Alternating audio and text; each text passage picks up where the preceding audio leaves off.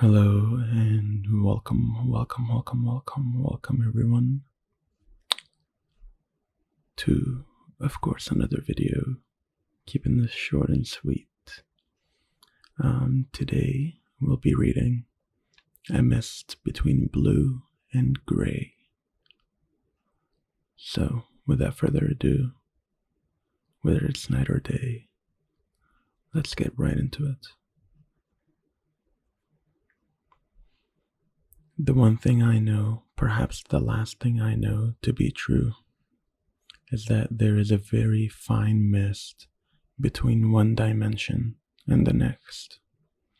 And crossing that mist is never good, because even a shift in the smallest detail offers magnitudes of misfortune.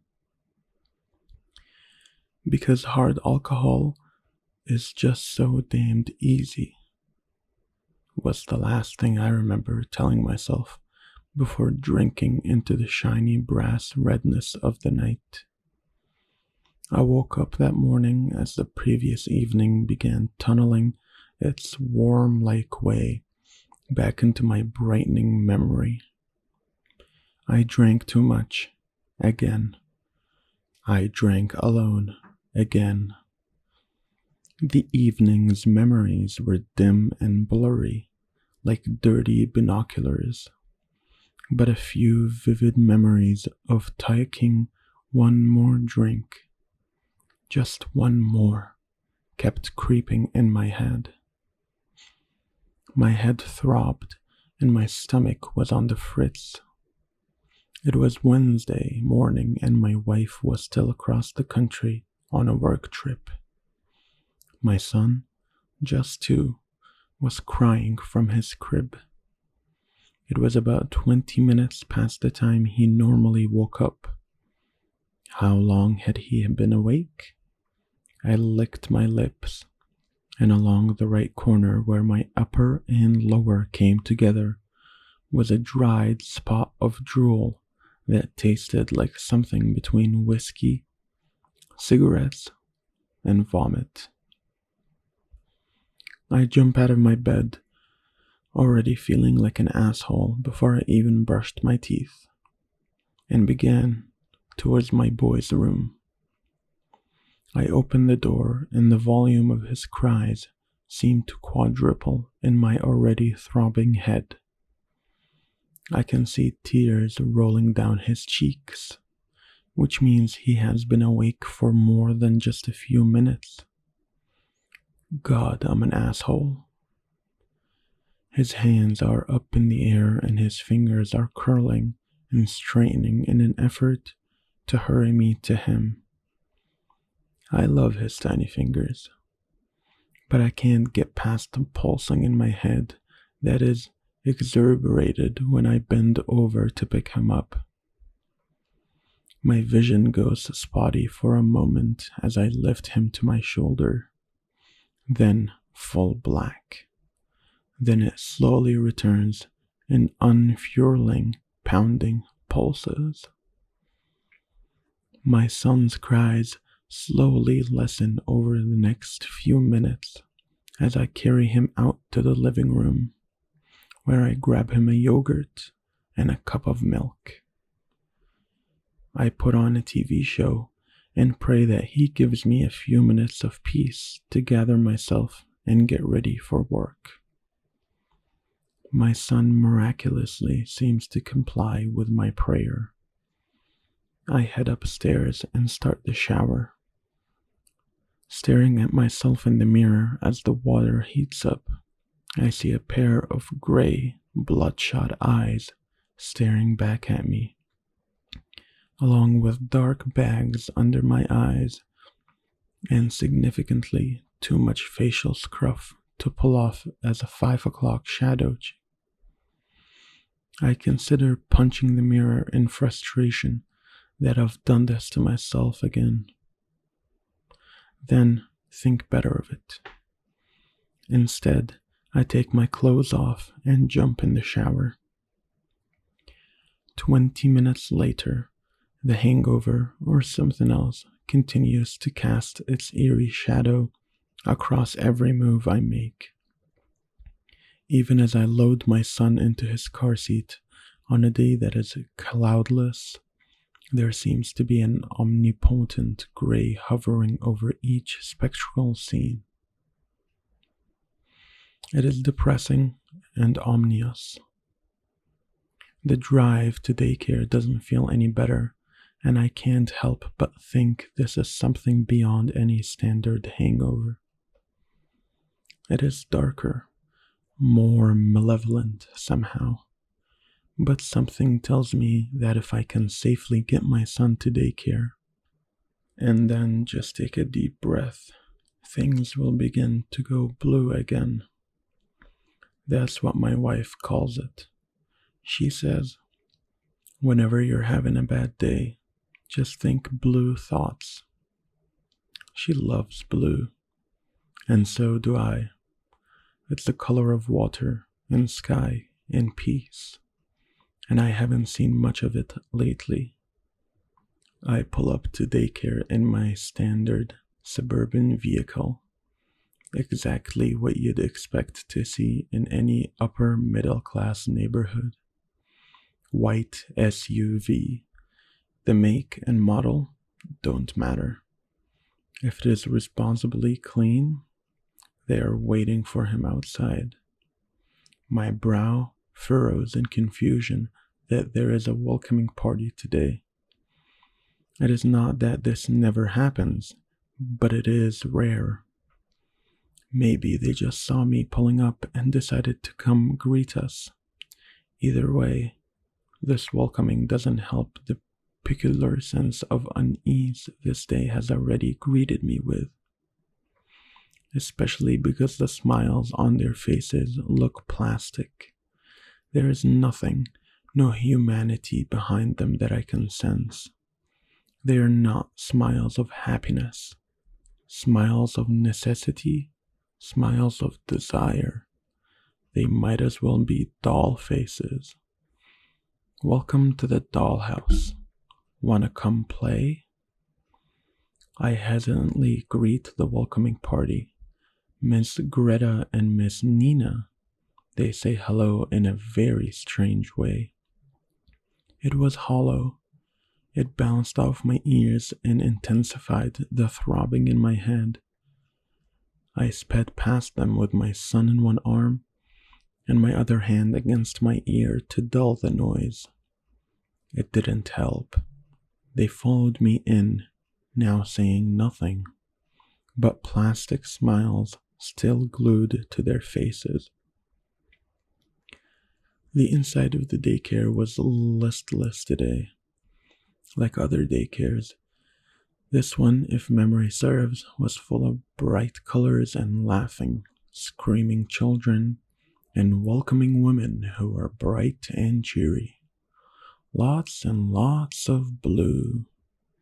I'm not positive, but that is what I remember. My wife usually takes him to daycare. Today, the daycare was gray with splotches of black. I suddenly realized that I'm sweating, which could be surely from drinking a bottle of whiskey last night, but this seems like something else.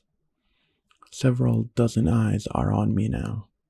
Teachers, students, administrators.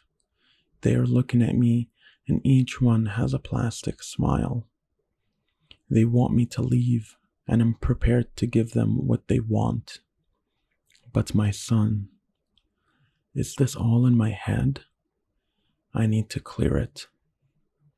Yes, we've been taking him to this daycare for almost a year and a half.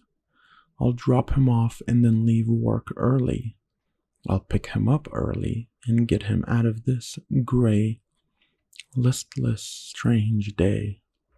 We'll hunker down at home and turn things back to blue. I leave him, begrudgingly. I don't like leaving him, but I need to get a fresh take on the day. I need to recenter and hopefully realize that this is all just in my head, and the day has not turned rotten, turned sour. When I leave work later that day, things have brightened up a bit. The hangover has worn off, and I've cleared my paranoia. The throbbing in my head has decreased almost to a dull nothing. But at my office, I realize there's almost no one there. Maybe no one at all. Can that be right? There was no one at work for the entire day. My office is small and sometimes people work from home or travel, but no one at all? I suppose not. I also now realize that my commute to work was basically empty. Have I seen anyone at all since leaving my son's daycare? I think not. I fear not. Oh God, that can't be right. I'm driving back to my son's daycare, and even though it's only early afternoon, the sky over an empty suburban highway is turning a bullet gray that is typically only reserved for an overcast twilight. What is becoming of this place? This cloudless, blue, sleepy town full of well-to-do families has suddenly become a graying ghost town of pallid purgatory. As I got closer to daycare, I drove alongside grooves of trees that have been full and green, but now arthritic skeletons of creek and shadow. I pull up to the daycare parking lot, and a deep fear creeps over me that I cannot shake. I think that something has happened to my son, something sinister, not accidental. A lone cloud ominously hovers over the daycare, casting even more darkness on an already dreary world. I see a set of eyes, maybe two, peering through the blinds, drawn of the front window to the daycare.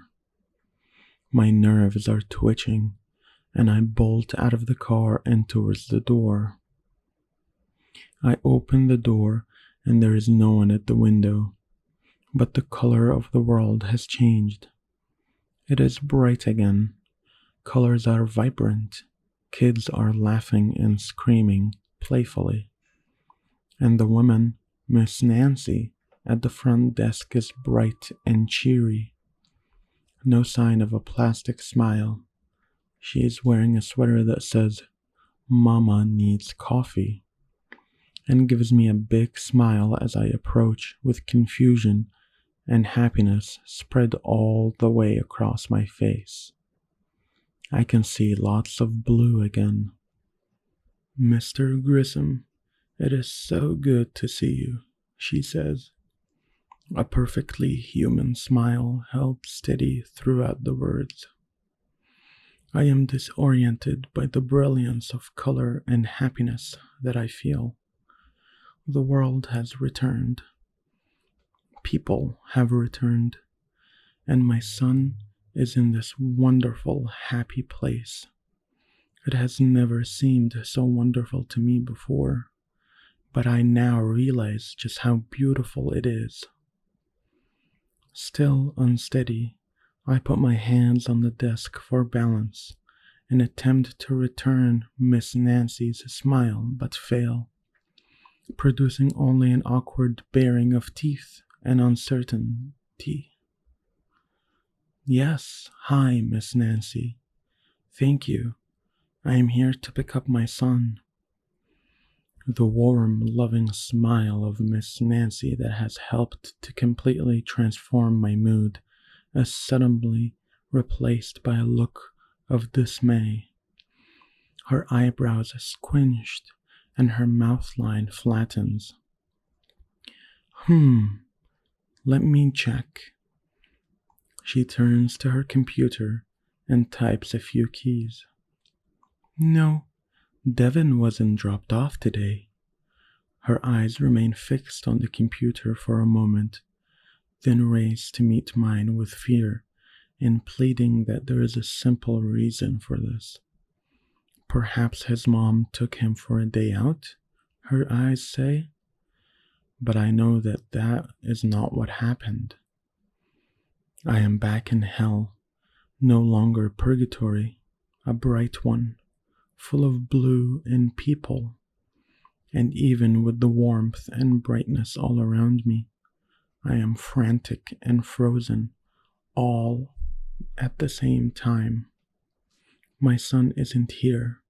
I don't argue with Miss Nancy because I know that it is true. I didn't drop him off here. It was like here, but it wasn't exactly. In some ways, not even close. For the last 5 years, I have retraced my steps from that morning, trying to find that other daycare. That other, what was it? I never believed in other dimensions or realities, but I do now. There's another world out there, perhaps dozens, perhaps infinite, and they live right next to us. A shadow away, a breath. How did I pass into it, and how do I get back? How did I bring my sweet Devin there? And what were those things with plastic smiles that took my son? I think the doorway is in the daycare or near it, but I am not allowed to go there, even though the charges were dropped against me. They couldn't find the body after all. I'm still not allowed to go within 1,000 feet of that daycare. I don't blame them after the story I've told. I cannot recreate it. I've got to go back to that other world. My wife left me. I also don't blame her. She thinks that it had something to do with drinking. And while that is possible, I've also emptied my fair share of whiskey bottles since that day 5 years ago to try to retrace my steps from that strange sequence. That also hasn't shown any promise. No, the world is now constantly full of color, and I am alone, but I've got to find my way back there. I can't imagine what has happened to him, to my Devin. I rarely sleep. When I close my eyes, I picture those plastic smiles. What were those things? My God.